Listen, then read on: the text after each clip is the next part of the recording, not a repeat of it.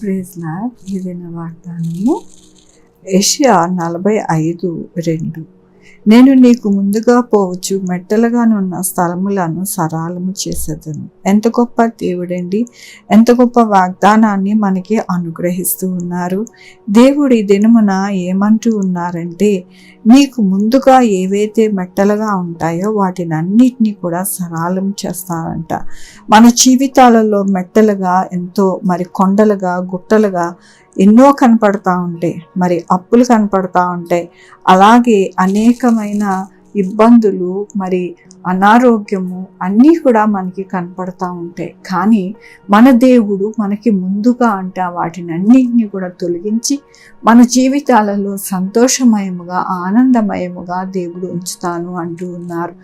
దేవుని యొక్క వాక్యములోను పేరు పెట్టి నిన్ను పిలిచి ఇశ్రాయేలు దేవుడైన యెహోవాను నేను అని నీవు తెలుసుకున్నట్లు అంధకార స్థలములలో ఉంచబడిన నిధులను రహస్య స్థలములోను మరుగైన ధనమును నీకు ఇచ్చేదను. అవునండి, మన జీవితాలలో ఎల్లప్పుడూ కూడా ఆయన యొక్క కృప, ఆయన మనల్ని పేరు పెట్టి పిలుచుకొని ఆయన కృపని మనకి అనుగ్రహిస్తాను అంటూ ఉన్నారు.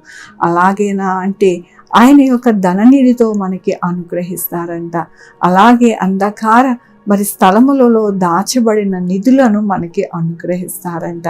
నిజమండి, మన జీవితాలలో మనకి తెలియదు ఏది ఎలాగ వస్తుంది, ఎలాగ మన జీవితాలు మారుతాయి అనేది మనకి తెలియదు. కానీ మనల్ని పేరు పెట్టి పిలుచుకున్న మన దేవునికి సమస్తమును తెలుసు.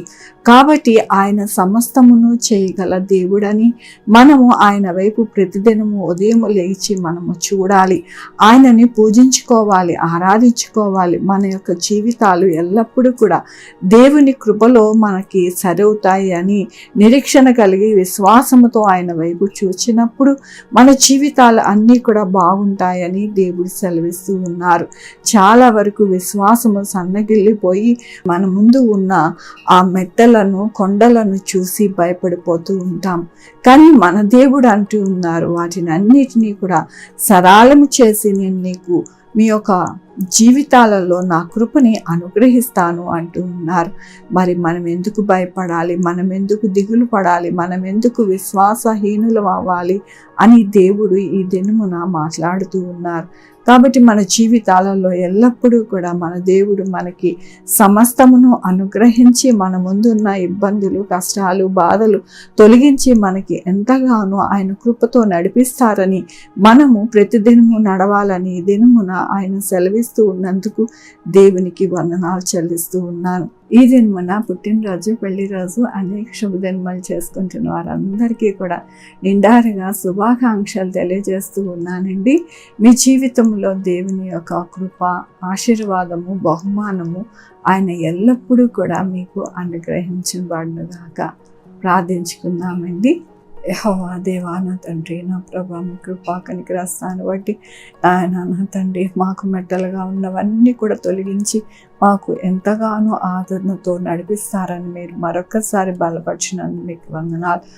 ఈ దినము నా పుట్టినరోజు, పెళ్లి రోజు, అనేక శుభదినములు చేసుకుంటున్న వారందరినీ దీవించండి, ఆశీర్వదించండి, మీ కృపలో నడిపించండి. నా ప్రభా యేసయ్యా, నాయన మా కొరకు ప్రార్థించమన్న వారిని వారి బిడ్డల్ని తోడై ఉండండి. వారి యొక్క జీవితాలలో ఆశీర్వాదకరంగా ఉండడానికి సహాయం చేయండి. అనారోగ్యం కాకుండా సహాయం చేయండి. వ్యాపారాల్లో తోడై ఉండండి, ఉద్యోగాల్లో తోడై ఉండండి, చదువుల్లో తోడై ఉండండి, సహాయం చేయండి. ఆయన sugar, BP, thyroid, heart problem, kidney problem, AIDS, cancer, నరాల బలహీనత, పెరాలసిస్, గ్యాస్ట్రిక్ ట్రబుల్, ప్రతి విధమైన అనారోగ్యాన్ని తీసివేసి స్వస్థపరిచి యెహోవా నేనన్నారు. మీ కృపను వేడుకుంటున్నా. 2-వీలర్, 4-వీలర్, బస్సెస్, ట్రైన్స్, ఏరోప్లేన్లో ప్రయాణిస్తున్న వారికి సురక్షితమైన ప్రయాణము అనుగ్రహించండి ప్రభా. అంధకార శక్తులు ఏ బిడ్డకి నాయన నా తండ్రి దరి చేరకుండా నా ప్రభా మీరే అడ్డుకట్ట వేసి ప్రతి ఒక్కరిని భద్రపరచండి. మీ రక్త కంచి వేసి సహాయం చేయండి నాయన నా తండ్రి. ఏ బిడ్డలైతే కోచింగ్ సెంటర్స్కు వెళ్ళి కోచింగ్ తీసుకుంటున్నారో, అలాగే కాంపిటేటివ్ ఎగ్జామ్స్కి ప్రిపేర్ అవుతున్నారో వారికి తోడై ఉండండి. ప్రతి ఒక్కరికి తోడై ఉండండి నా ప్రభా.